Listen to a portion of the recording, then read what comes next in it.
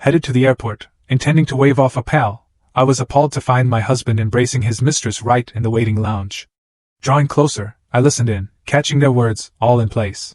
That naive man is about to forfeit everything. My only reaction was a smirk, because what if the man you loved, the father of your child, was secretly plotting not just to leave you, but to steal everything you owned and vanish? I found out the horrific truth in the most public, gut-wrenching way possible, at an airport, seeing him kiss another woman, revealing a betrayal so deep it still sends shivers down my spine. It all started subtly, innocently enough. I was at John F. Kennedy International, watching my best friend, Ashley, disappear into the boarding line for Miami. She hugged me goodbye, telling me to go home to Noah. But honestly, for months, our house hadn't felt like home. My husband, Ethan, a high-flying lawyer, was always late from work, always lost in thought. Even the news of my pregnancy hadn't sparked the joy I expected from him. I'd try to rationalize it. He's just stressed. I tell myself, a family physician used to analyzing symptoms, but blind to the signs in my own life. I decided to grab a bottle of water before heading back. And that's when my world exploded. In a quiet corner of the coffee shop, almost hidden, there he was, Ethan. My husband, who just last night had told me he was on a business trip to Chicago, was wrapped around a young blonde in a flashy pink suit. She clung to him like a lovesick teenager, not a colleague. My breath caught. The floor seemed to drop out from under me. My heart hammered, my mouth went dry. I instinctively recoiled, ducking behind a pillar, praying they hadn't seen me. Ethan was murmuring something to her, stroking her hand. She laughed, tilting her head. It was Pamela, his paralegal. The 25-year-old he mentioned so often. Pamela had a great idea to streamline documents. Pamela is brilliant. Pamela stays late to work overtime. Oh, now I knew exactly what they were streamlining, after hours. A wave of nausea hit me, but it wasn't morning sickness. It was the crushing weight of betrayal. 5 years of marriage, our son Noah, and another baby, 12 weeks along, on the way. Did any of that mean anything to him? Every fiber of my being screamed to march over there, make a scene, demand answers. But something stopped me. Maybe it was survival instinct, or the doctor in me, needing to gather all the facts first. I moved slowly, silently, weaving through the other passengers, getting close enough to hear their hushed conversation. Soon everything will be settled, Ethan said, caressing Pamela's cheek. In court, we'll get everything down to the last dime. Pamela sounded worried. What if she suspects something? Ethan actually smirked. Emily? She's too trusting. She's a doctor, not a lawyer. She doesn't understand the complexities of estate law. Besides, he added dismissively, she's pregnant now. Emotionally unstable. Even if she did understand, who would believe her? My teeth clenched so hard I thought they'd crack. Emotionally unstable? Oh, I would show him what instability truly was. But what if she sees the documents? Pamela pressed. The documents, the evidence, the will. It's all in my red folder, and that folder is in my office, he said, oozing confidence. She has no access. After the hearing, we'll be millionaires. And your wife? Your son? He shrugged. We'll get a divorce. I'll leave her enough so she doesn't starve. I'll take the boy. A boy needs his father. And the one on the way? He gave another casual shrug. We'll see. Maybe it won't even come to term with all this stress, you know? My blood ran cold, then boiled. This man, the father of my children, was calmly planning to destroy my life. Not just leave me, but rob me blind and steal my son. They're calling for boarding for the flight to Miami, Pamela said, standing. Time to go, honey. Miami. Not Chicago. Another lie to add to his collection. He kissed her then.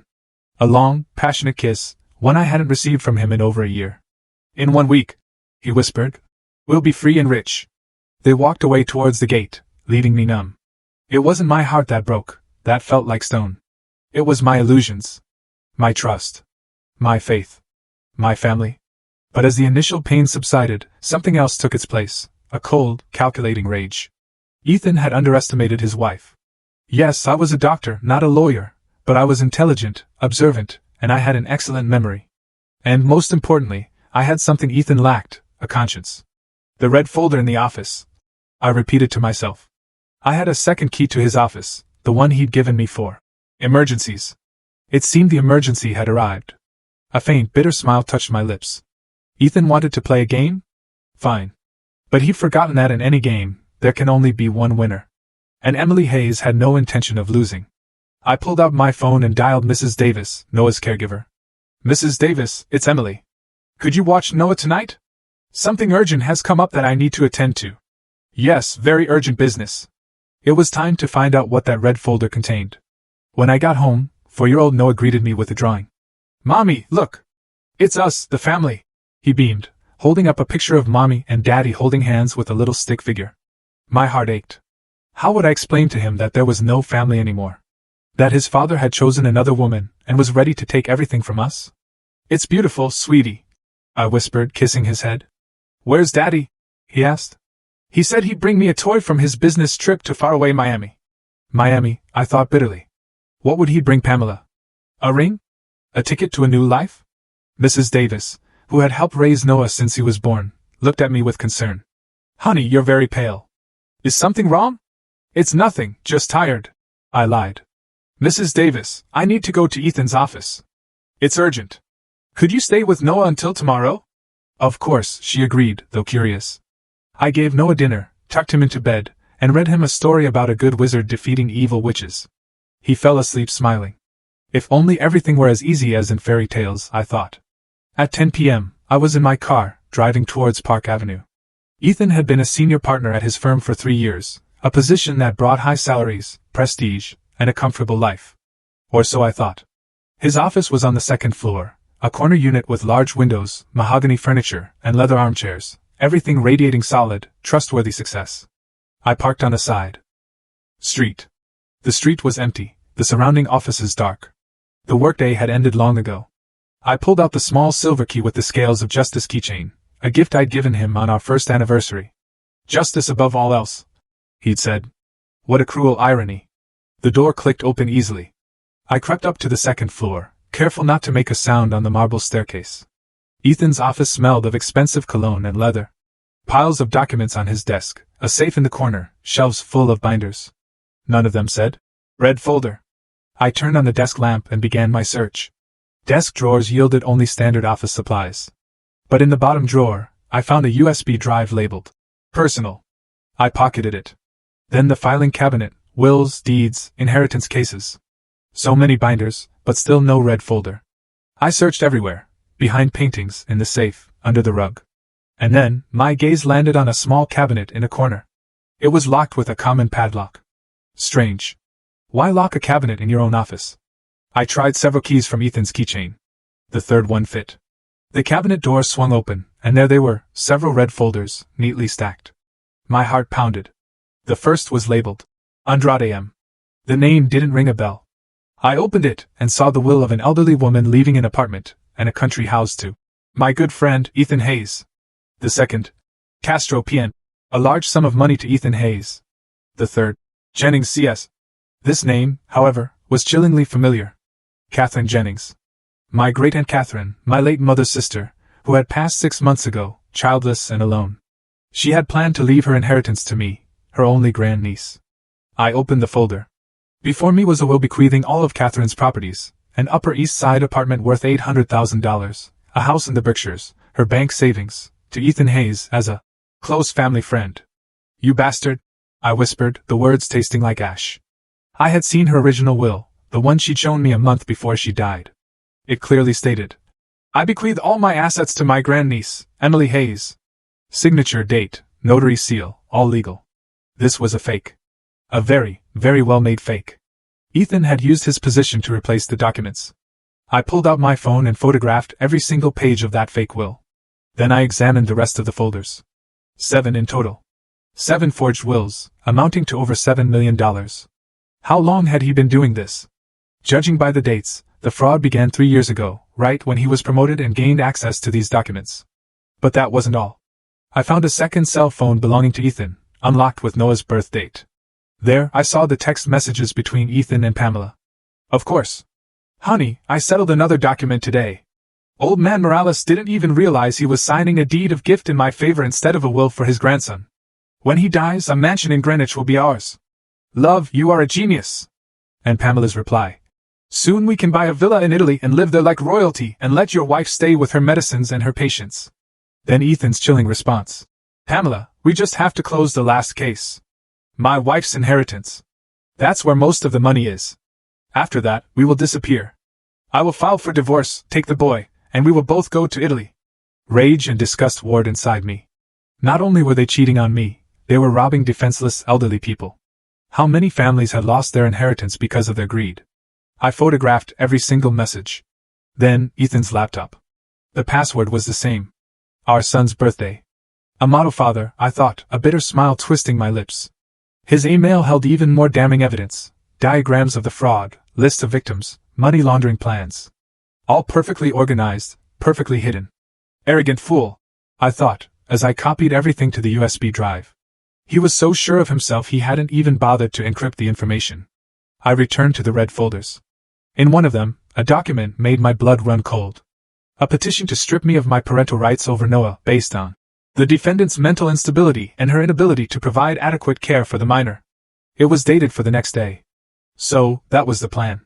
First, the inheritance, then the child, claiming I was mentally unfit, after losing everything.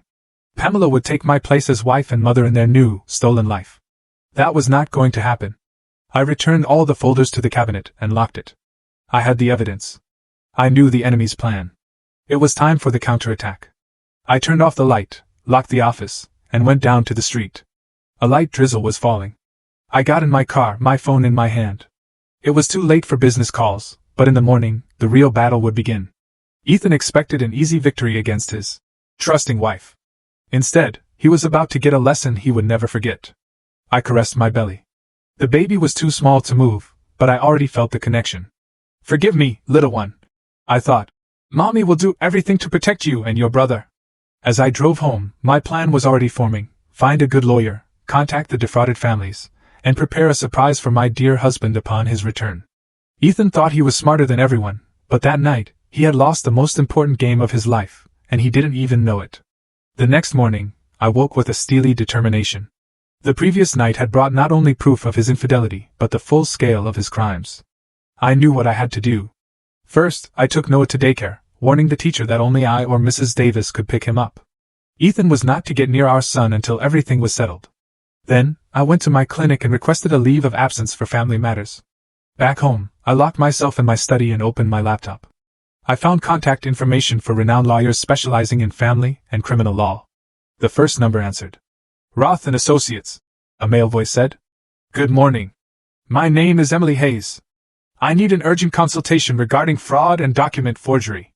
One moment, please. I'll connect you with Mr. Roth. He handles those cases himself. Konstantin Roth was in his 40s, with a pleasant, professional demeanor. After my brief summary, he agreed to meet in 2 hours. Bring all the documents and evidence you have, he advised. If everything you're telling me is true, we could be looking at a very serious case. My next call was to Andrew Castle, a private investigator recommended by a colleague. I need a background check on 2 people, I explained. Ethan Hayes, a senior partner at a law firm, and Pamela Serrano, 25, his paralegal. I'm particularly interested in their financial situation, connections, and possible accomplices. Understood. Standard fee is $5,000 per dossier. 3 days for results. Agreed, I said without hesitation. But I need them sooner. I'll pay extra for urgency. Then came the hardest part, contacting the victim families. In the red folders, I had seen the addresses and phone numbers of the deceased testator's relatives. The first call was to Max Morales, the grandson of the elderly woman Ethan had tricked into signing a deed of gift. Hello, Max Morales? Yes, who is this? My name is Emily Hayes. I am the wife of the lawyer, Ethan Hayes, who handled your grandmother's documents. Oh, yes, I remember. Why are you calling, Max? I have very bad news for you. Your grandmother was the victim of a fraud. Instead of a will in your favor, she signed a deed of gift to my husband. A long silence. What? What are you saying? But my grandmother wanted to leave me the house. Exactly. And I'm willing to help you get justice. I have proof. The conversation lasted half an hour. Max was in shock but agreed to meet. The rest of the calls followed a similar pattern. The daughter of Vladimir Castro, the nephew of Maria Andrade, the son of George Pacheco. They all believed their relatives had died without leaving an inheritance. In reality, a cunning lawyer had stolen it. By noon, I had a complete database of victims. The total damage exceeded $20 million. Ethan and Pamela had set up a veritable criminal organization. At 1 p.m., I arrived at Mr. Roth's office. Konstantin, a tall, pleasant-looking man, sat behind his classic dark wood desk. Well, Emily, let's see what you've brought me, he said. I laid out the printouts of the photos from the red folders, the email copies, the list of victims. Ross studied the documents in silence, occasionally raising an eyebrow. The scale of this is astonishing, he finally said. Your husband has created an entire system for stealing inheritances, acting with incredible skill, forging documents professionally. What will happen to me? I'm the wife of a con man. If you are not part of the system, nothing. In fact, you are a victim. Your husband planned to strip you of your inheritance and take your son. Plus, there are emotional damages for the infidelity. And what will happen to him with this evidence? Grand larceny, forgery of a public document, abuse of power. At least 10 years in prison, maybe more. A strange satisfaction warmed me. Justice would be served. What do I need to do? First, file a complaint with the NYPD. I'll help you draft it. Second, gather all the victims and organize a class action lawsuit with the district attorney's office. Third, file for divorce and request full custody of your son. What if Ethan tries to flee? He's abroad right now. We'll issue an international arrest warrant. With this evidence, he won't get very far. We talked for another hour. Roth agreed to represent me and the victim families. The fees weren't low, but the result would be worth it. Leaving his office, I felt lighter than I had in months. The plan was in motion. I had allies and the evidence was gathered.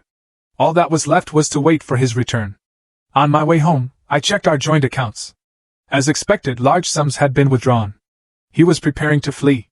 But my personal account, opened before I married, held years of savings. Enough for the lawyer and expenses for the next few months. At home, I made chamomile tea and analyzed the preliminary data from Detective Castle on Pamela Serrano. She was married to Victor Serrano, a construction engineer. They lived in a small, debt-ridden apartment in Queens. Victor had no idea about his wife's activities. Another deceived spouse, I thought. How would he react to this news?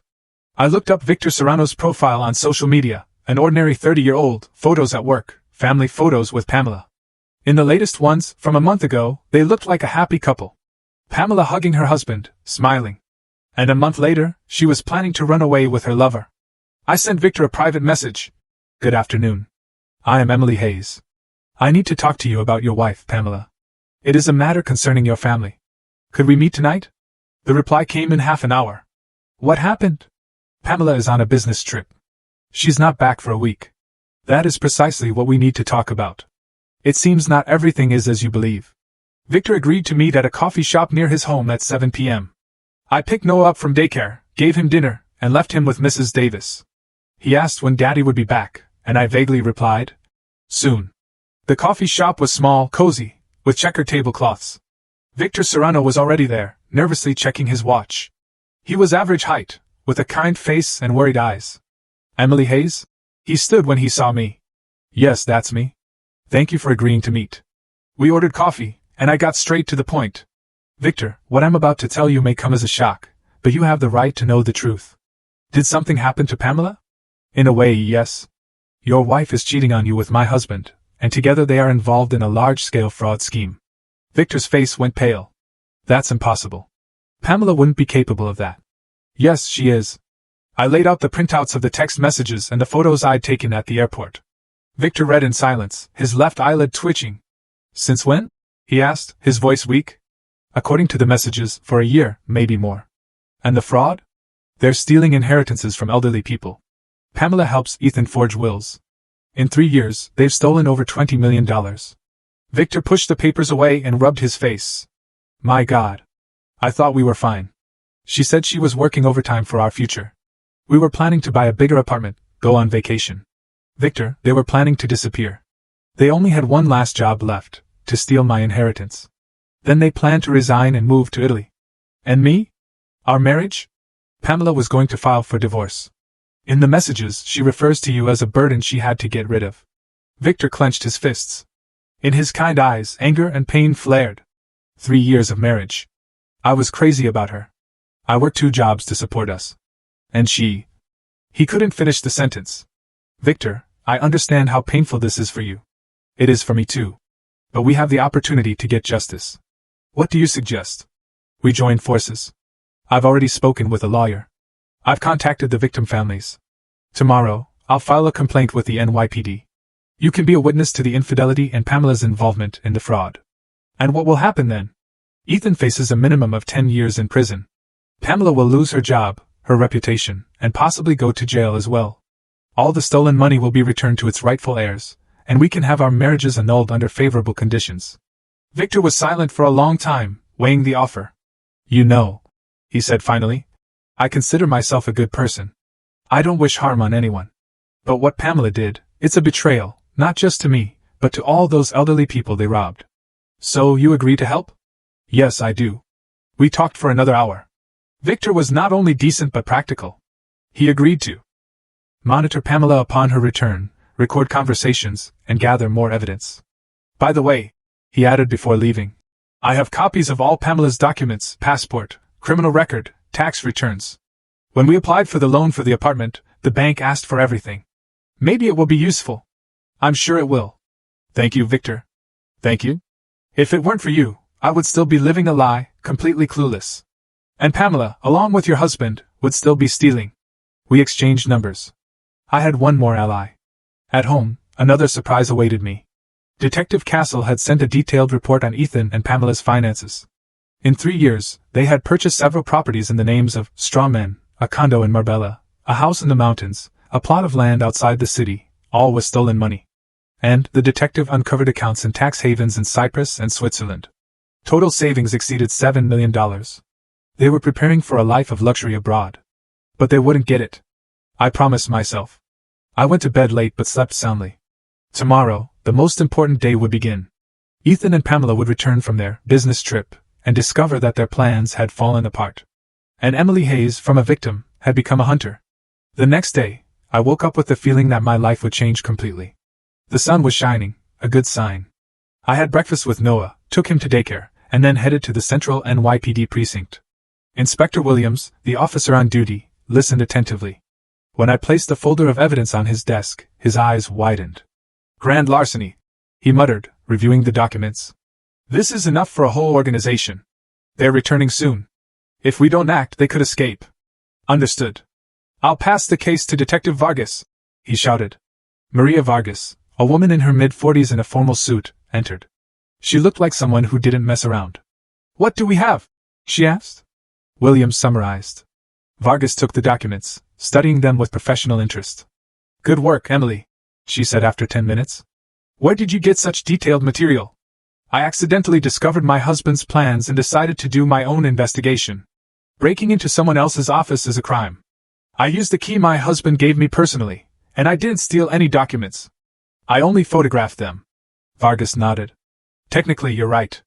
Besides, the public benefit of your action is clear. We will open a case. And the arrest?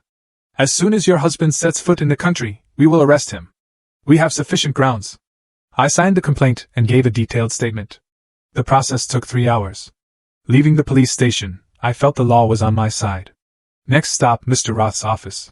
Constantine already had the documents prepared. Divorce petition, request for full custody of the child, division of assets, he listed. Plus compensation for emotional damages of $500,000. Isn't that too much? No. Considering the infidelity, the attempt to strip you of your inheritance and take your son, it's even a little. But the courts are conservative. They rarely award such large sums. So, at least we have a basis. We discussed strategy. Roth was optimistic. With such evidence, the outcome is practically guaranteed. At 3 p.m., I met with the representatives of the victim families. Max Morales came with his mother, an elderly woman who could barely hold back tears. My mother-in-law wanted to leave the house to her grandson, she said. She worked her whole life saving every penny, and that scoundrel stole it all. Vladimir Castro's daughter, Soledad, was more determined. I want that lawyer to rot in jail. My father left me an apartment and savings for my children's education. Because of Hayes, my children might not be able to finish their studies. 7 families gathered in total, the damage nearly $20 million. Roth explained the class action lawsuit and assured them of the return of their stolen assets. When Hayes is arrested, we will freeze his assets, he explained. Apartments, country houses, bank accounts, cars, everything will go towards paying compensation. In the evening, I received a message from Victor. Pamela told me she's coming back tomorrow morning. I'm ready for the conversation. Good luck, I replied. Remember, record everything. At 10 p.m., Detective Castle called. Emily, I have news. Your husband and his mistress landed at JFK an hour ago. They're in a taxi right now. Thank you. The most exciting part starts tomorrow. I went to bed early but had trouble sleeping. How would he react when he discovered his plans had failed? At 6:30 a.m., a call woke me. Ethan's number. Hello? I answered calmly. Emily, it's me. I've landed. His voice was normal, no trace of guilt or worry. How was the trip? Did you like Chicago? Yes, everything was fine. Hey, today I have to go to court for your aunt's inheritance case. Remember I told you about it? Yes, I remember. And what will happen? It's just formalities. The will is in order, but there's a small detail to correct. There will be no problems. I smiled to myself. Even now, he was still lying. Ethan, can I ask you something? Of course. How's Pamela? Did she have a business trip too? The silence that followed was too long for such a simple question. Pamela? Oh, yes, she's fine. Why? No reason. You mention her a lot lately. She's a good employee. That's all. Well, I have to get ready. See you tonight? Of course, dear. I hung up and smiled. Ethan didn't yet know that his court case today would turn into a monumental disaster. Detective Vargas had promised me he would be arrested upon arrival at the courthouse. At 8 a.m., I took Noah to daycare and headed to the courthouse. I wanted to see, with my own eyes, how the world of the man who had planned to destroy my life would crumble. The courthouse was its usual busy self. Lawyers, plaintiffs, defendants. I found the courtroom where Catherine Jennings's inheritance case would be heard. At 9:30 Ethan arrived in his best suit, carrying a briefcase, looking confident. Beside him, Pamela, in a discreet black dress, professional but still subtly touching his hand. We'll get the last $1 million and be free, I heard him whisper. Yes, I thought. Free of money, of work, of reputation. At 10 a.m., the hearing didn't begin. The judge, Elena Macarena, had already been informed that a criminal about to flee the country would be in the courtroom. Ethan and Pamela sat inside. I entered, accompanied by Mr. Roth. Ethan saw me and went pale. Emily, what are you doing here? Defending my rights, dear. The right to Aunt Catherine's inheritance, which you plan to steal. What are you talking about? What proof? Proof that you forged the will, and also of your systematic fraud. That's absurd. Ethan stood up. I am a lawyer with an impeccable reputation. Impeccable until yesterday, I said calmly. At that moment, two people in plain clothes entered the courtroom. Detective Vargas and another officer. Ethan recoiled. Ethan Hayes, Vargas said. Yes, you are under arrest for the crimes of grand larceny and forgery of a public document. You have the right to remain silent. What? You are mistaken. Pamela jumped up, but the second officer was already approaching her. Pamela Serrano, you are under arrest as an accomplice. I didn't do anything, she shrieked. It was his idea. We'll discuss that at the station, the officer replied indifferently. They handcuffed Ethan. He turned to me, shock and incomprehension in his eyes. Emily, what is happening? It's a mistake, right? There is no mistake, Ethan. You wanted to rob me and take my son. But you miscalculated. It turns out I am not the foolish, credulous wife you thought I was. But we are a family. The family ended when you decided to cheat on me with Pamela. And especially when you started robbing defenseless, elderly people. They let Ethan and Pamela out. Pamela was crying. Ethan walked in silence, head bowed. The judge postponed the hearing. Congratulations, Roth said, shaking my hand. The first blow was a direct hit. Thank you, I replied. But this is just the beginning. There's a lot of work ahead. Leaving the courthouse, I felt a strange peace. Revenge is a dish best served cold. And today, Ethan had tasted the first bite. The arrest of Ethan and Pamela was just the beginning of a cascade of revelations. I returned home in high spirits, but I knew the hardest part was yet to come. At noon, Victor Serrano called, his voice tired and confused. Emily, Pamela hasn't come home. I'm worried. Victor, sit down. What I'm about to tell you is going to hurt. I told him what had happened at the courthouse. Victor listened in silence, sighing. So, they arrested her. Yes, she's in a detention center right now, along with my almost ex-husband. Ex-husband? I filed for divorce this morning. After what he's done, we have no future. And what will happen to Pamela? It depends on many things. If she cooperates with the investigation, testifies against Ethan, she might get a suspended sentence. If she remains stubborn, she faces several years as an accomplice in a fraud of this magnitude. 3 to 7 years. Victor was silent for a long time. You know, he said finally, I thought I'd feel sorry for her, but I don't. She not only cheated on me, but on all the people they robbed. Let the law deal with her. Victor, the detective will want to talk to you. Your testimony is important. Of course, I'm willing to help. In the afternoon, I picked up Noah from daycare. He asked where Daddy was. I answered honestly. Daddy did something wrong. Now he has to answer for it. And will he come back? Not soon. Maybe he'll never come back. Now it will just be you and me. You, me, and everything will be okay. Noah nodded, a little 4-year-old philosopher. Mommy, you won't leave me, right? Never, my love. Mommy will never leave you. The next day, the real work began. Detective Vargas summoned me for a detailed statement that lasted 4 hours. At the end, Vargas said, Emily, thanks to you, we've uncovered a huge fraudulent scheme. It turns out there are more victims than we thought. How many? For now, 12 families. The total damage exceeds $35 million. I was astonished. His crime was even greater than I'd imagined. And the accomplices? Besides Pamela Serrano, we've identified 2 more, the real estate appraiser, Andrew Cabrera, and the real estate agent, Tatiana Navarro. They helped manage the transactions with the stolen properties. Will they be arrested too? We already arrested them last night. After the interrogation, I went straight to my lawyer. Roth greeted me with good news. The court has accepted your divorce petition for processing. Given the circumstances, the process will be quick. And the custody of the child? Ethan will lose his parental rights due to his arrest and the criminal case. Noah will stay with you. And the properties? All of Ethan's assets are frozen. Apartments, country houses, bank accounts, cars, everything will go towards paying compensation to the victims. You will get half of the marital property not related to the crime. That's the apartment where you live now. In addition, monetary compensation for your share in other properties and your aunt's inheritance. The fake will has been declared null and void. You will get everything that is yours, the Upper East Side apartment, the house in the mountains, the bank deposits. I calculated mentally. Including the inheritance, I would become a wealthy woman, with enough for a comfortable life. By the way, about the child, Roth began. In the last few days, with the stress, I had almost forgotten about my pregnancy. Suddenly, a pang in my lower abdomen. Constantine, excuse me, I have to go. I don't feel well. Of course, take care of yourself. On the way home, the pain intensified. I stopped at a pharmacy, but suddenly felt dizzy, and everything went black. I woke up in a hospital, doctors and nurses around me. And there, I learned that I had lost the baby. The pregnancy had been terminated. I cried. When I calmed down, I called Mrs. Davis and asked her to pick up Noah and take him to her house, explaining what had happened. I spent 3 days in the hospital.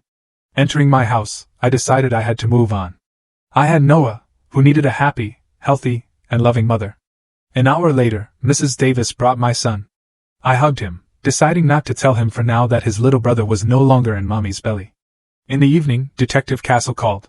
Emily, I have news about your husband's financial dealings. I'm listening. We've found 3 more accounts in tax havens. The total sum of stolen money exceeds $45 million. Ethan prepared his escape thoroughly. Can that money be recovered? We're in contact with international agencies. The process is complex, but there's a chance. The next day, I received an unexpected call. It was Pamela Serrano, from the detention center. Emily, it's Pamela. They gave me one call. I'm listening. I want to tell everything. Testify against Ethan. But I have one condition. What is it? Meet with me. There are things you need to know. About what? About what Ethan planned to do to you and your son. It's much worse than you think. I agreed to meet. Curiosity overcame my aversion. The detention center was grim. Pamela looked terrible, hair messy, clothes wrinkled, eyes red from crying. No trace of the self-assured young woman. Thank you for coming, she said weakly. I'm listening, I said. I want you to know I never wanted to hurt you.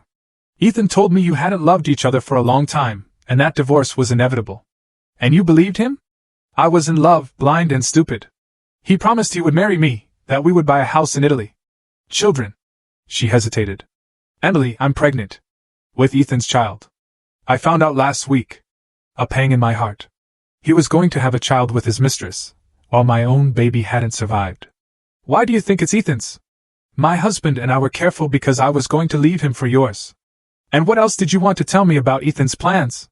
She hesitated again. He didn't just plan to divorce you. He planned. What? To kill you after you gave birth. To make it look like an accident or postpartum depression. My blood ran cold. Are you kidding me? No. He has contacts in the criminal world. People who know how to eliminate obstacles. Ethan said it was simpler. No need to divide assets. In the divorce. And you kept quiet? I thought he wasn't serious, that they were just words. And when did you realize he was serious? When he showed me pictures of those people, he told me how they worked. Then I got scared. But it was too late. I was his accomplice. I was in shock. He not only planned to rob me, but to kill me. I had been miraculously saved by discovering his plans at the airport. Pamela, do you have proof? Text messages with those people. Ethan thought he had deleted them all, but I took screenshots. I saved them on a USB drive. Where is the drive? At my house. In a box on my dresser. A small pink one.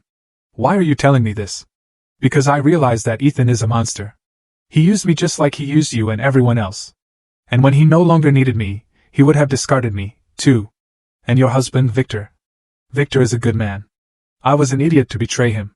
Now I want to at least redeem part of my guilt. What do you want in return? Tell Victor I'm sorry, and let him know the truth about the child. After the meeting with Pamela, I went straight to Detective Vargas. The new information radically changed the case. A contract killing? Vargas asked. Are you sure? Pamela is willing to testify and has evidence. Then this is not just fraud. It's an organized crime group. We need to conduct an additional operation. Vargas immediately organized a search of Pamela's apartment. Victor let them in and showed them where the USB drive was. Indeed, they found the text messages from Ethan with two individuals, Miguel Moreno and Dennis Castano, men with criminal records. We need to solve the problem with the wife radically. Ethan wrote. After she gives birth, she's depressed. A suicide would not be surprising. Understood. The payment? $200,000, half upfront, half after. Moreno replied. Agreed. I read the messages, feeling a chilling terror. They were not only cheating on me, but they planned to eliminate me from the world with the same coldness a normal person plans a vacation. We need to arrest Moreno and Castano. Vargas said. Do you have any information on them? No, but I can ask Detective Castle. He has contacts in the underworld. Castle responded quickly. In 2 hours he sent a dossier on the two suspects. Miguel Moreno, a hitman with 2 murder convictions. Dennis Castano, his partner and expert in simulating accidents. Professionals. Vargas noted. If their plan had succeeded, you wouldn't have suspected anything. And in a few months, you would have been the victim of an accident. In the evening, I met with Victor. He looked sad but firm. Did Pamela send you any message? He asked. She asked for your forgiveness, and she wants you to know she is pregnant. Victor turned pale. With his child? Yes, according to her, you two were careful. With him, she was not. And now Pamela realizes that Ethan just used her. She regrets it. And what will happen to the child? That is her decision. But if she has it, she will raise it alone. Ethan will be in prison for a long time. And I cannot forgive her after all this. That is your right, Victor. No one will judge you. Victor also wanted to start a new life, free of lies and betrayals. He had also filed for divorce. The next day, Moreno and Castano were arrested. In the search, weapons, false documents, and messages from other clients were found. It turned out that Ethan was just one of the group's many clients. This is turning into a federal case, Vargas said. They'll probably transfer it to the main office. And what will happen to Ethan? Attempted murder will be added to the fraud charge. Now he is not facing 10 years, but much more. I felt a strange satisfaction. Justice had completely triumphed. Ethan would get what he deserved for all his crimes.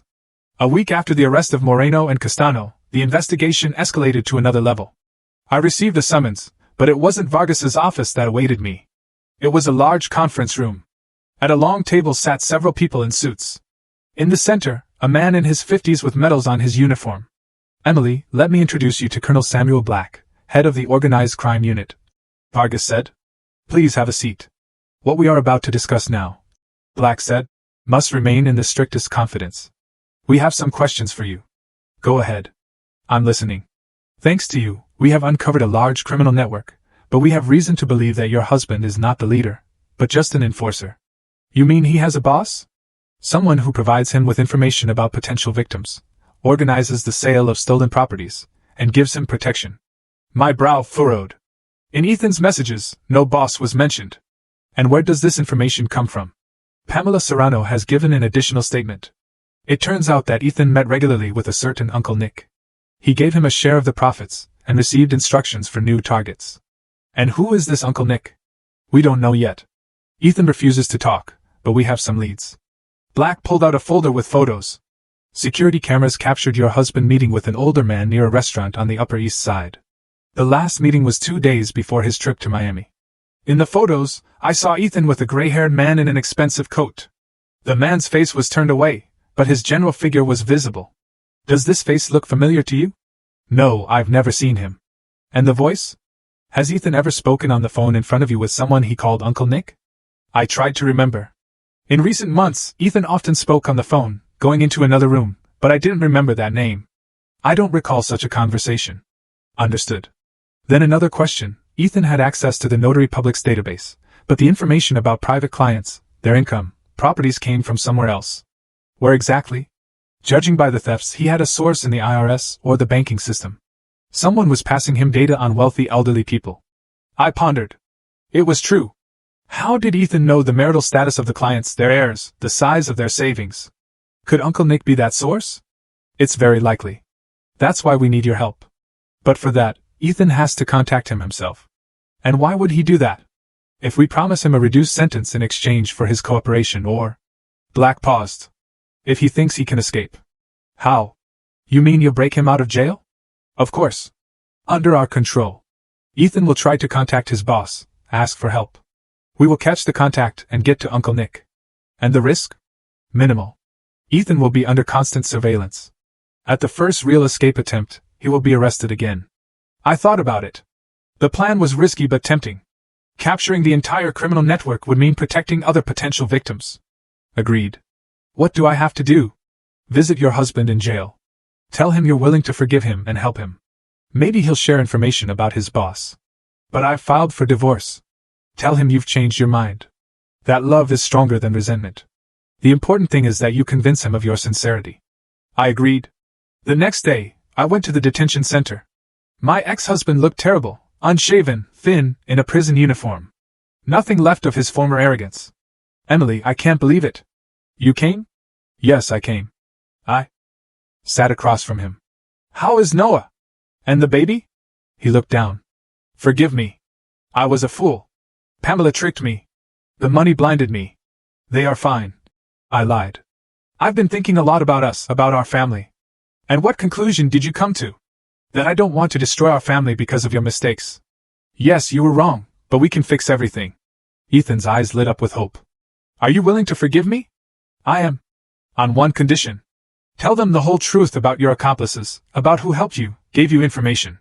Maybe the investigation will be lenient and reduce your sentence. Ethan hesitated. Emily, it's complicated. There are people.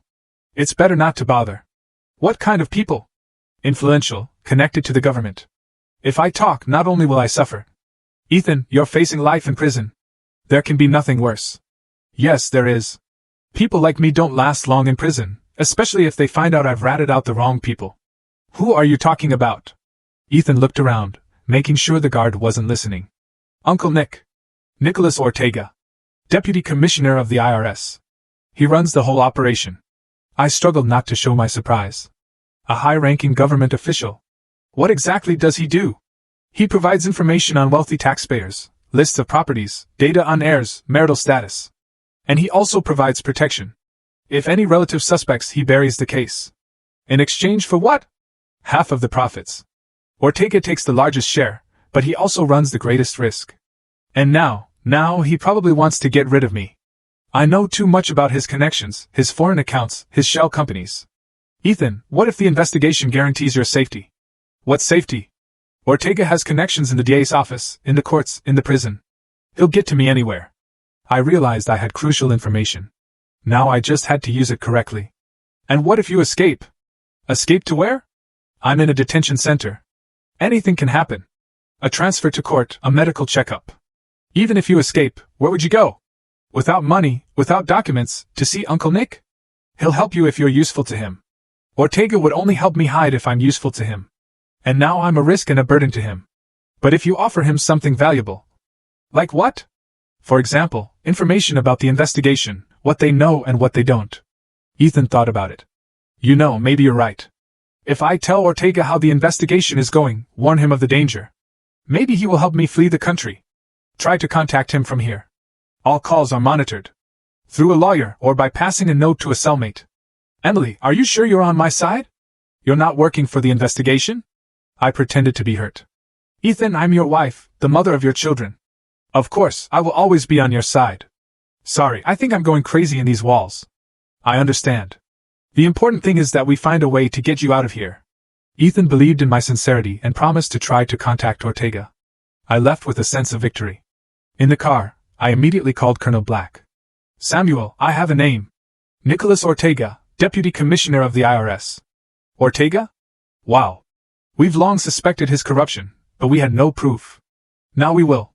Ethan is willing to contact him. Excellent. Let's start the operation. Operation Vengeance. Colonel Black personally supervised every stage. I had been a crucial part of the chain, but my active participation ended there. From now on, it's too dangerous, Black explained. Ortega is a serious adversary. He has connections, money, power. If he finds out you're working for us, he might try to eliminate you. But I want to see the end of this case. You've already done the most important thing.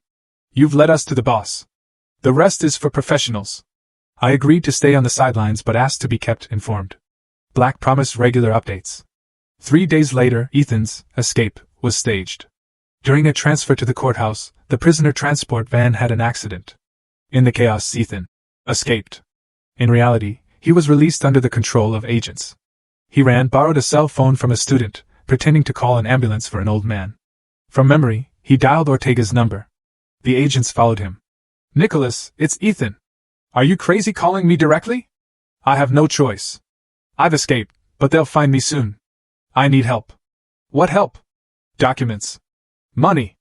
A way out of the country. I have information about the investigation. What information? They know about you. They're looking for a certain Uncle Nick. They're about to locate you. There was a long silence. Where are you now? In the city, with a borrowed phone. Hide in the basement of an abandoned building. Vasquez Street, number 15. Back basement. Wait there. In an hour someone will come for you. The call was cut off. Ethan returned the phone and headed to the indicated location, followed by the agents. An hour later, a black Audi with tinted windows arrived. 2 men in leather jackets got out and entered the basement. Ethan? One shouted. I'm here, Ethan replied. Let's go. The boss is waiting for you. They put Ethan in the car. 3 teams followed, alternating vehicles. They couldn't lose the target. The Audi stopped near a luxury restaurant, the Monarch. They took Ethan through the back entrance to a private office on the 2nd floor. Behind a large desk sat Nicholas Ortega, a man in his 60s with gray hair and a cold gaze. Beside him, 2 bodyguards. Well, Ethan, Ortega said, irritated. What a mess you've made. Nicholas, it's not my fault. My wife turned out to be smarter than I thought. Your wife is a minor problem. The problem is that you got caught, and that means you're dragging us all down. But I haven't said anything. I've been quiet as a tomb. For now you're quiet. But what will happen when you face life in prison? You'll sing like a canary. I will keep quiet. I promise. Ethan, you have disappointed me. I invested a lot in you. I gave you the chance to make millions, and you have ruined everything for a woman. Give me a chance to fix it. Help me get out of the country. I'll disappear forever. Ortega smiled dismissively. Abroad? Do you take me for a fool? In a month you'd rat me out to foreign special services in exchange for asylum. No, I'm not a traitor. Everyone is a traitor, Ethan. When life is at stake, everyone betrays. You know, I have a more radical idea. What is it? You died today. In an escape attempt. The dead don't testify. Ethan turned pale. Nicholas, you cannot do that. I can and I will. Alejandro, Victor, he said to his bodyguards. Take him to the woods. Let him be breakfast for the wild dogs. The bodyguards approached Ethan. He backed away. Wait. I have information. What information? About the investigation. They're planning an operation against you. They know about your accounts. How do you know? My wife told me. She's collaborating with the investigation. Ortega turned sharply. What did you say? Your wife works for the police? Yes. She has found out about your plans. They plan to arrest you tomorrow. You're lying. No. Check it if you want. At that moment, the office door burst open. Agents in bulletproof vests streamed in. Hands up. Ortega tried to draw a weapon but was quickly subdued.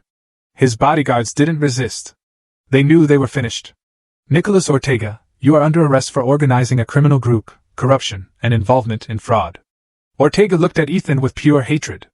In the end, you betrayed me, you bastard. First, I didn't want to. You'll rot in jail, rat. Colonel Black himself put the handcuffs on Ortega. The game is over, Nicholas. We know about your foreign accounts, your shell companies, your bribes. There's enough for several life sentences. The arrest of Ortega was a bombshell. A corrupt official, the mastermind of a criminal scheme that had stolen over $1 billion. Cases like this made the front pages. I saw the news on television, Ethan and Ortega in handcuffs, images of the raids, comments from experts. Justice had triumphed. In the evening, Colonel Black called me. The operation was a success. Thanks to you, we have dismantled the largest corruption scheme in recent years. And what happened to the other accomplices? All arrested. Ortega, his people at the IRS, the real estate agents, the appraisers, the entire network has been dismantled. How many years are they facing? Many. The court will decide. And the damages? All assets are frozen. The victim families will receive full compensation. A week later, the hearing for my divorce was held. It took half an hour. Given the circumstances, the court saw no reason to maintain the marriage. Leaving the courthouse, I felt light. A dark chapter of my life had ended. Ahead, a new beginning. Victor Serrano had also divorced. Pamela signed all the documents without resistance. She was sentenced to 3 years, thanks to her cooperation. She decided to have the child. 6 months passed since Ethan's arrest. My life changed completely. I received my aunt's inheritance, sold the apartment, and bought a large house in a quiet subdivision outside of New York, with a garden where Noah, now 5, could play. I worked in a small private clinic, good income, flexible hours. Enough time for my son. Noah adapted quickly. Children generally do. He went to a new daycare, made friends. He no longer asked about his father. Mommy, will I get a new daddy? He asked once during dinner. I don't know, sweetie. Would you like that? I want one who is good and doesn't hurt us. If we get a new daddy, I assure you he will be good. I wasn't lying. After everything, I was very cautious with men. Trust had to be earned. Victor Serrano became a frequent visitor. At first, for work-related matters, helping with repairs. Then the visits became more frequent, less professional. Victor was a wonderful man, honest, reliable, hard-working. And he immediately got along with Noah. The boy was drawn to him. Uncle Victor, can you be my daddy? Noah asked once. Victor blushed, looking at me. That's not for me to decide, Noah. The grown-ups decide that. But I want you to be my daddy. You are good. In the evening, when Noah was asleep, Victor and I talked in the kitchen over coffee. Emily, I have to tell you something. He began hesitantly. I'm listening. I love coming here. I love being with you and with Noah. I feel at home. I like your company too. I have. He stopped. Victor, just say it. I'm in love with you. I know it might sound strange. We have both been through a betrayal, but I think we can overcome it. I was silent, weighing my words. I like Victor too. But after Ethan, I was afraid to open my heart again. Victor, I need time to think. Of course, I'm in no hurry. I just wanted you to know how I feel. We saw each other for 3 more months before I agreed to a serious relationship. Victor was patient, understanding what I had been through, never pressuring me. Our wedding was simple, with only close friends. Mr. Roth attended. Emily, you are incredibly brave, he said in a toast. Few women are capable of fighting so masterfully for justice. You are an inspiration. Colonel Black sent a telegram. I wish you all the happiness. Your courage uncovered a huge criminal scheme. You are a true hero. In the evening, newlyweds alone. Noah was sleeping. Victor and I sat on the terrace, looking at the stars. Are you happy? I asked. What do you mean, for having joined your life with a woman with a past like mine? Emily, your past is what shows what a strong person you are. You didn't break. You didn't become bitter. You didn't give up. On the contrary, you fought until the end. There are very few women like that. And you're not afraid that I'll discover something again? I joked. I'm terrified, Victor replied seriously. That's why I will always be honest with you. It would hurt me more to deceive you than anything else. We laughed. In the year we had known each other, Victor had never given me a reason to doubt.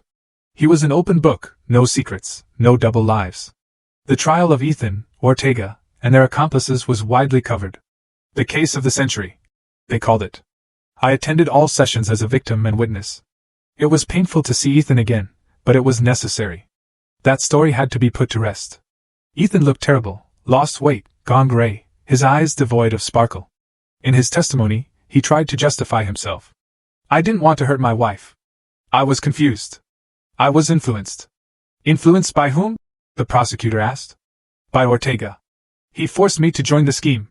He threatened me. And the attempted murder of your wife, did he force you to do that too? I wasn't going to kill her. They were just words. We have text messages with the hitmen. You paid a down payment of $100,000. Ethan was silent. There was no point. The evidence was overwhelming. Ortega was more dignified. He didn't justify himself, didn't blame anyone. He remained silent or answered in monosyllables. Do you admit your guilt? The judge asked. Partially. In corruption. The rest, let the court decide. The trial lasted 3 months. Dozens of witnesses, hundreds of documents. The sentence was harsh. Nicholas Ortega, life in prison. Ethan Hayes, 31 years. Pamela, 3 years. Leaving the courthouse, I felt relieved. Finally, the story was over. Ethan would no longer cheat, steal, or betray. Outside, Victor was waiting with Noah. How did it go? Victor asked, hugging me. It's over. He got 31 years. That's a long time. It is fair. For such a crime and a murder plot, it should be more. And how do you feel? I thought about it. Joy. Satisfaction? Pity? Peace, I finally replied. Justice has been served. Now we can move on. In the evening, we celebrated the end of the trial. A simple family celebration. We toasted with red wine to our new life. In just over a year, everything had changed. From a cheated wife, I had become a happily married woman. From a victim to a hero. From someone almost robbed and killed, to someone who brought justice to many families. 5 years passed. My life settled down. I continued working, my reputation impeccable. Patients appreciated my professionalism. Our family grew. 3 years ago, Victor and I had a daughter, Anna. She became the center of our universe. Noah adored his little sister. Now we have a big family, Victor said, watching the children. Just like I always dreamed. I was happy too. After all the trials, I valued the warmth of home, loyalty, the simple happiness of motherhood even more. Ethan was serving his sentence. In 5 years, he never wrote, called, or tried to see his son. Noah had almost forgotten his biological father. To him, his father was Victor. Where is my real daddy? Noah asked one morning. He lives very far away, I replied. He did something bad and now he is paying for it. And will he come back? Not soon. And even if he comes back, we will not have contact with him. Why? Because he hurt our family. And you have to stay away from people who hurt you. Noah nodded. Children understand more than adults think.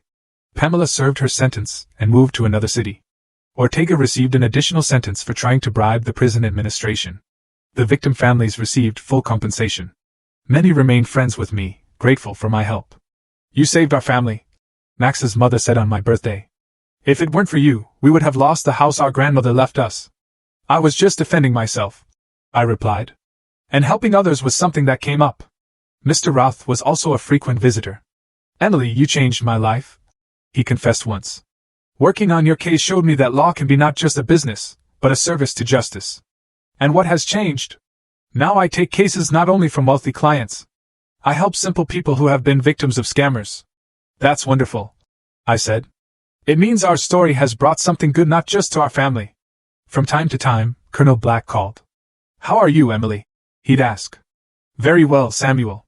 We live quietly, raising the children. No crime stories. No more, thank God. Once was enough. It's a shame. You would make a great detective. Thank you. But I prefer to heal people than to catch criminals. On the 5th anniversary of Ethan's arrest, our family went to our country house.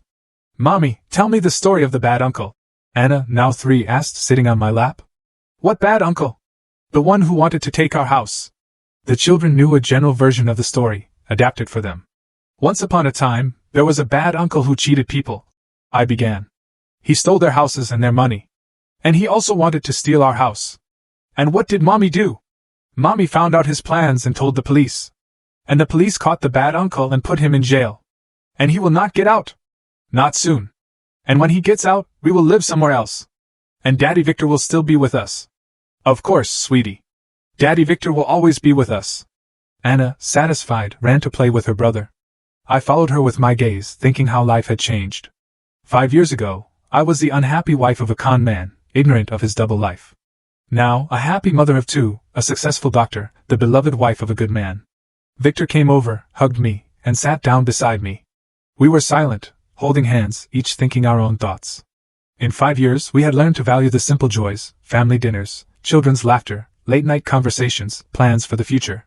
Somewhere, Ethan was serving his sentence, thinking about how stupidly he had lost everything. Pamela was raising a child in another city, trying to forget the past. Ortega was spending his last days in a cell. And I had built a new life on the ruins of the old one. Without lies, without betrayals, without fear. With love, trust, and faith in justice. It was a long, painful road, but I finally found peace and a true family. Have you ever had to fight so hard for justice, for your own truth? I'd love to hear your thoughts, or if you've been through anything remotely similar. Let me know in the comments below.